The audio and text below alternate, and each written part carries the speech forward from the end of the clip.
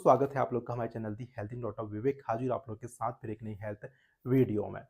दोस्तों बहुत बार अक्सर ऐसा होता है कि इंसान जब सुबह स्टूल पास करता है अपना यानी फ्रेश होता है तो बहुत बार क्या होता है वो देखता है कि वहाँ से ब्लीडिंग आ रही होती है या फिर ब्लड आ रहा होता है। और बहुत बार ऐसा होता है कि उसका स्टूल होता है उस स्टूल में भी क्या कहते हैं ब्लड आ रहा होता है। तो बहुत बार क्या होता है कि इसको देखकर बहुत सारे लोग क्या होते हैं घबरा जाते हैं, उन्हें लगता है कि ब्लड क्यों आ रहा है।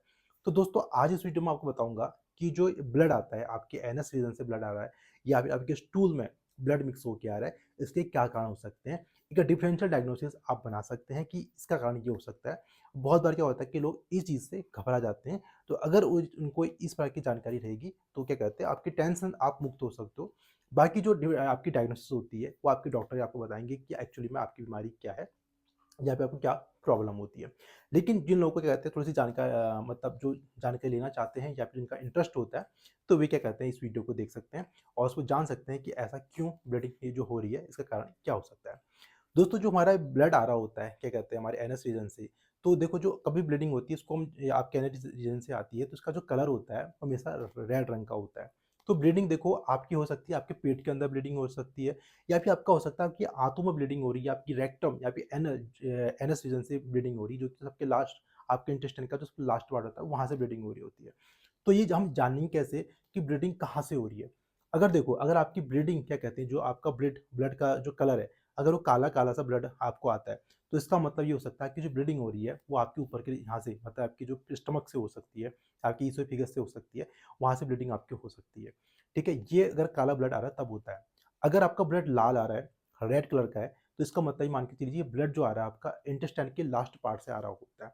तो एक चीज़ हमें देख लेनी है कि अगर ये जो ला हम अभी जो हम बात करेंगे, वो हम बात करेंगे जो हमारा लाल ब्लड आता है, फ्रेश ब्लड एकदम कलर जो होता है, आपका जो खून जैसे अब आप काटेंगे, तो यहाँ से जो खून आता है, उसी खून का जो कलर होता है, वो बिल्कुल अगर वहाँ से एनस रीजन से आ रहा है, तो उस समय क्या कहते हैं हेमेटोचीजिया बोलते हैं। यानी जब आपका ब्लड जो होगा, उसका कलर बिल्कुल रेड होगा। तो इसके क्या कारण हो सकते हैं? देखो, पहला कारण ये हो सकता है कि अगर मान लो किसी इंसान को कॉन्स्टिपेशन की दिक्कत यानी कब्ज़ की दिक्कत रहती है और जब वो सुबह फ्रेश होने जाता है, तो बहुत ज़्यादा वो स्ट्रेनिंग करता है, बहुत ज़्यादा ज़ोर लगाता है। तो इस पेशेंट को क्या कहते हैं, ये हो सकता है कि इसको पाइल्स हो सकते हैं या फिर हेमरेट्स हो सकते हैं या फिर इंटरनल पाइल्स हो सकते हैं। क्योंकि जो इंटरनल पाइल्स होते हैं, जो आंतरिक पाइल्स होते हैं, ये दर्द रहित होते हैं, इनमें दर्द नहीं होता है। लेकिन जब इंसान जोर लगाएगा, ठीक है? जब सुबह फ्रेश हो जाएगा, जब जोर लगाता है, तो ये ब्लड जो होता है ना एकदम ऐसा लगता है जैसे पिचकारी किसने छोड़ दी हो, बिल्कुल ऐसे ब्लड आता है या फिर ड्रॉप-ड्रॉप करके ब्लड आता है। तो ये एक दिखाता है कि आपको इंटरनल हेमरेट्स यानी आंतरिक पाइल्स आपको हो सकते हैं, जिसे हम हेमरेट्स या पाइल्स से बोल सकते हैं। दूसरा क्या हो सकता है दोस्तों, इसके अलावा एक चीज़ आप ध्यान रखना कि ये जो पाइल्स की ब्लीडिंग होती है, ये तभी होती है जब आप स्ट्रेन करते हो। पाइल्स में जब ब्लीडिंग होगी, जब आप स्ट्रेन लगाओगे, जब आप जोर लगाएगा इंसान, तो जो आपकी नसें होती हैं, वो फट जाती हैं और उसकी वजह से क्या होता है, आपको क्या कहते हैं, ब्लीडिंग होती है। तो इसका मतलब क्या होता है, आपको पाइल्स हो सकते हैं। दोस्तों दूसरा ब्लीडिंग होने का एक कारण ये होता है कि अगर मान लो अगर आपको कहते हैं कॉन्स्टिपेशन की दिक्कत रहती है, कब्ज़ की दिक्कत रहती है, लेकिन आपका खून बहुत ज़्यादा मात्रा में नहीं आता है या फिर हो सकता है कि आपकी जो स्टूल होता है, उस स्टूल में अगर आपको ऐसा लग रहा है कि किसने मानो खून की ऐसी-ऐसी रेखाएँ बना दी हों, ऐसा लग आ रहा है, तो इसका मतलब ये हो सकता है कि आपको क्या कहते हैं, ये क्या कहते हैं आपका एनल फिशर हो सकता है, जिसे हम फिशर एनो बोलते हैं। तो फिशर में क्या होता है कि आपकी जो गुदा का पार्ट होता है, वहाँ पर क्या होता है बहुत ज़्यादा जोर लगाने से, बहुत ज़्यादा कब्ज़ की दिक्कत से, यहाँ पर क्या होता है कि एक कट लग जाता है और इस कट से आपको ब्लीडिंग की दिक्कत होती है, वो बहुत कम ब्लीडिंग होती है और बहुत बार ज़्यादा ब्लीडिंग भी हो सकती है, लेकिन वो पाइल्स से ब्लीडिंग कम होती है और बहुत बार जो ब्लीडिंग होती है ना, ये आपके स्टूल में ऐसे लगा हुआ आता है एकदम, जैसे लगता है कि मानो किसी ने डिज़ाइन बना दिया हो। एक तो ये आता है या फिर ये जो ब्लीडिंग होती है बहुत पेन करती है, जब यानी जो ये ब्लीडिंग होगी तो आपको दर्द तो बहुत ज़्यादा होगा। तो ये आप डिफरेंशियल कर सकते हो कि ये पाइल्स नहीं है, ये क्या कहते हैं फिशर है आपका, जहाँ पे आपको दर्द भी होती है, खून भी आता है आपको या फिर आपके स्टूल में उसमें क्या कहते हैं आपको धारी जैसी क्या कहते हैं खून की धारी जैसी बनी दिखाई देती है। तो इसका मतलब ये हो सकता है आपको फिशर हो सकता है। तीसरा दोस्तों एक कारण ये होता है कि बहुत बार क्या होता है लोगों को फिस्टुला इन एनो या फिर जिसे हम भगंदर बोलते हैं उसकी समस्या होती है। तो वहाँ पर क्या होता है कि इंसान को पस भी आता है और दूसरा ब्लड भी मिक्स आता है। यानी पस और ब्लड दोनों अगर दिख रहे हैं तो इसका मतलब आपको हो सकता है आपको फिस्टुला इन एनो हो सकता है। इसके बाद एक एक चीज़ होती है जिसे हम रेक्टल पॉलिप बोलते हैं। तो रेक्टल पॉलिप में क्या होता है कि आपकी जो एनल कैनाल होती है, गुदा का जो आखिरी हिस्सा होता है, वहाँ पर क्या होता है कि जो उसकी म्यूकोसा अंदर की जो म्यूकोसा होती है, वहीं पर एक ग्रोथ बन जाती है, जिसे हम रेक्टल पॉलिप कहते हैं। तो जो रेक्टल पॉलिप जो ग्रोथ होती है, ये कैंसर से अलग होती है। ये क्या कहते हैं पेनलेस होती है।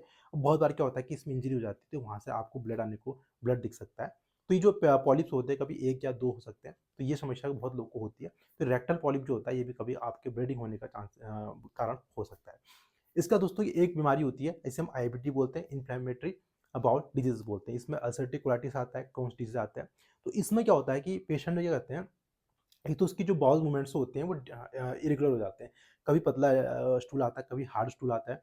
इसके अलावा उसको तो पेन भी बहुत ज़्यादा होता है पेट में उसको, ठीक है? आपको पेन भी हो सकता है, ठीक है? बहुत बार पेन नहीं भी हो सकता है।